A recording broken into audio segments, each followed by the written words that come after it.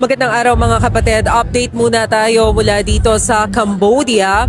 Katatapos-tapos lamang ng event ng Filipino community dito sa Phnom Penh at sa kanyang talumpati sinabi ni Pangulong Bongbong Marcos na ipinag-utos na niya kay Migrant Workers Secretary Hans Kakdak na magtatag ng isang Migrant Workers Office dito mismo sa Cambodia. Ito ay para matiyak na rin na mabibigyan ng proteksyon ang mga kababayan natin dito sa Cambodia. At the same time, matugunan kung ano nga yung kanilang pangangailangan dito.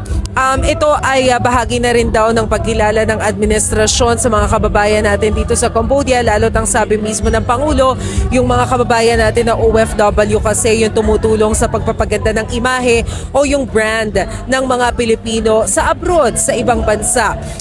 Kaya pinasalamatan niya rin yung mga kababayan natin na naririto. Ito na yung ikalawang beses na humarap si Pangulong Marcos dito sa Filipino community sa Cambodia dahil nakita na rin naman niya yung mga kababayan natin nung nauna niyang mga pagbisita dito sa nasabing bansa. So far, ang sabi ng Department of Foreign Affairs, nasa 7,500 yung mga Pilipino na naririto sa Cambodia at karamihan sa kanila mga profesional. At yan muna ang pinakahuling balita mula dito sa Phnom Penh, Cambodia. Ako po si Maricel Halili. Magandang araw.